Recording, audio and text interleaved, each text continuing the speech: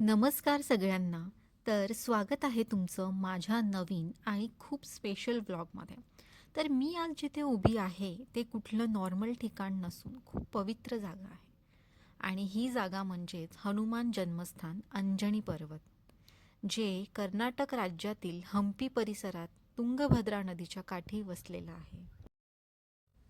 चला तर मग या व्लॉगच्या माध्यमातून तुम्हाला ही पवित्र जागा फिरवून आणते आणि हनुमंताचं दर्शन घडवून आणते.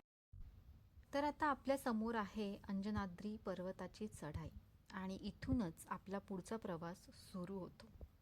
आपल्याला चढायच्या आहेत सुमारे 500 ते 600 पायऱ्या. फक्त पायांनी नाही बरं का, तर श्रद्धेने आणि विश्वासाने. चढाई सुरू करण्याआधी इथे खालीच लहान लहान दुकानं आहेत, फुले, हार, नारळ, प्रसाद इत्यादींसाठी. आणि पर्वताच्याच पायथ्याशी शू रॅक उपलब्ध करून दिलेले आहेत. तर पर्वत चढण्याआधी सगळ्या भक्तांना शूज आपल्या आधी शू रॅकच्या तिथे काढावे लागतात आणि नंतर पर्वताची चढाई सुरू करावी लागते.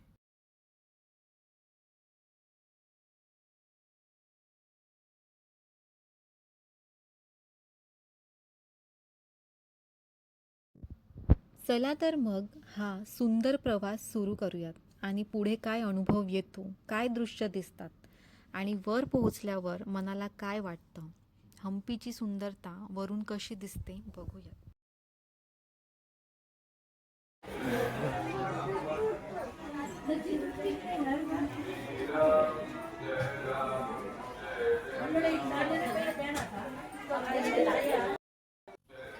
जसं जसं वर पायऱ्या चढत जातो, जीवनातील सगळी नकारात्मकता मागे सोडत चालते असं जाणवतं.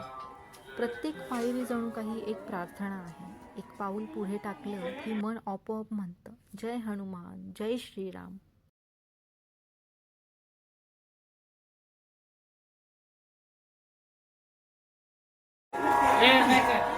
आता किती पायऱ्या चढलो?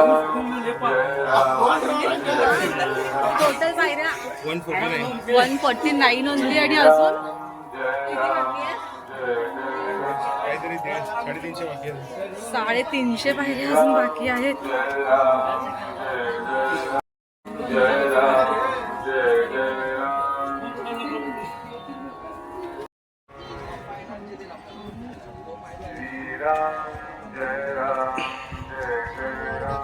वरतून काढून घे.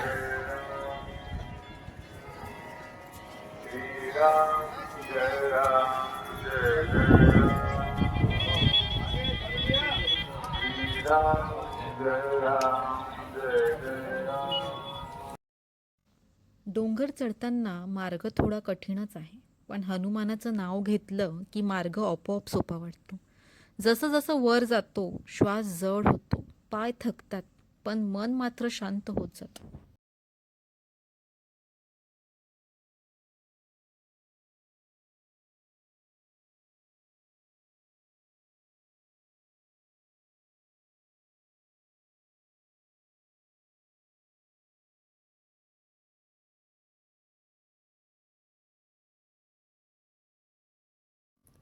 आजूबाजूला फक्त दगड, वारा आणि श्रद्धेची ऊर्जा.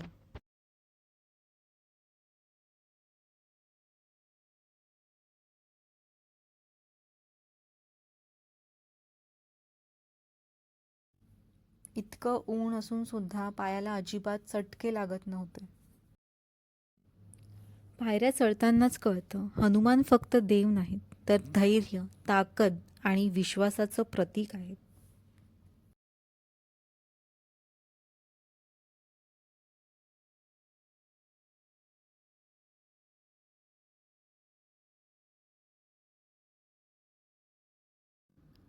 तर मित्रांनो, 500 ते 600 पायऱ्या चढून आपण पोहोचलो आहोत या पवित्र ठिकाणी.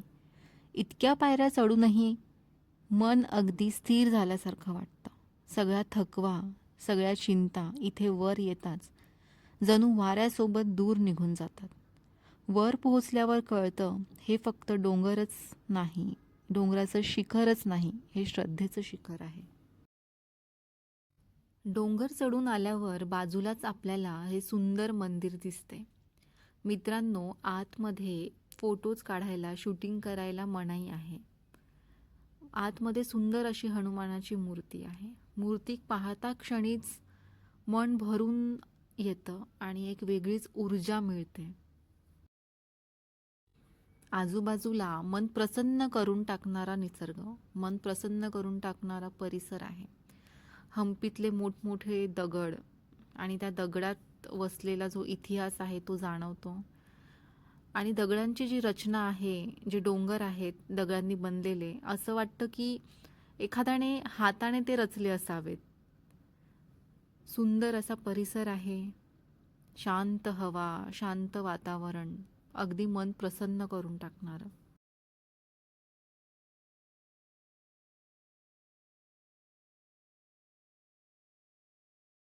आम्ही आता अंजनी पर्वतवर आहे आणि जिथे हनुमानाचा जन्म झालेला आहे. I am feeling so blessed. बघू शकता की सुंदर ही जागा आहे. मागे मंदिर आहे. मंदिराच्या आत जाण्यासाठी फोटो काढण्यासाठी अलाउड नाही आहे, पण तुम्ही बाहेरून बघू शकता. इथे भक्तांसाठी प्रसादाची सोयसुद्धा आहे. टोटल 500 पायऱ्यांच्या वर आम्ही चढलेलो आहे.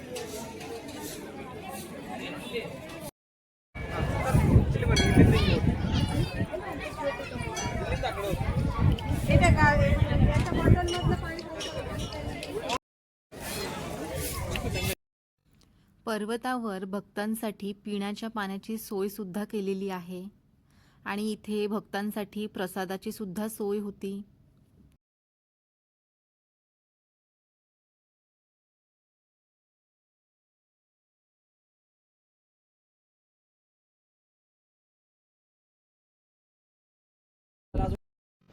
पर्वत चढलो, दर्शन घेतलं, थोडा वेळ बसलो आणि निसर्गाचा आस्वाद घेतला. दूरवर दिसणारी नदी, मोठमोठे दगड आणि पर्वतांचे अविश्वसनीय दृश्य मनाला इतकी शांती आणि उत्सुकता देतात की शब्दात सांगता येणार नाही.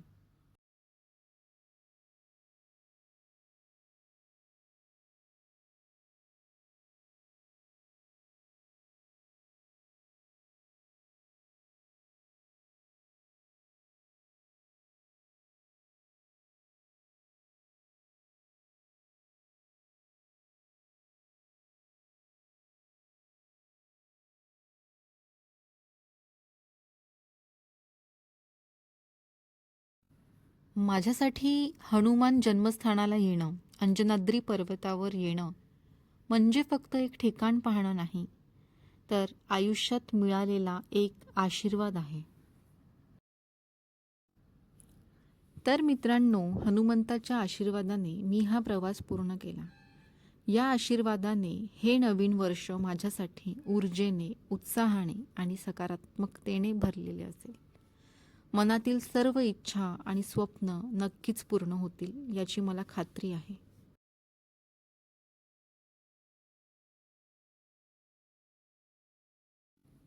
चला तर मग या नवीन वर्षाची सुरुवात हनुमंताच्या आशीर्वादाने करूया आणि जीवनभर शक्ती, समाधान आणि आनंद अनुभवूया. जर तुम्ही माझ्या या ब्लॉगच्या माध्यमातून हे ठिकाण, हे पवित्र ठिकाण अनुभवलं असेल तर मला कमेंट करून नक्की सांगा आणि माझ्या व्हिडिओला लाईक करायला विसरू नका. आणि जर तुम्ही माझ्या चॅनलवर नवीन असाल तर सबस्क्राईब करायला विसरू नका. धन्यवाद.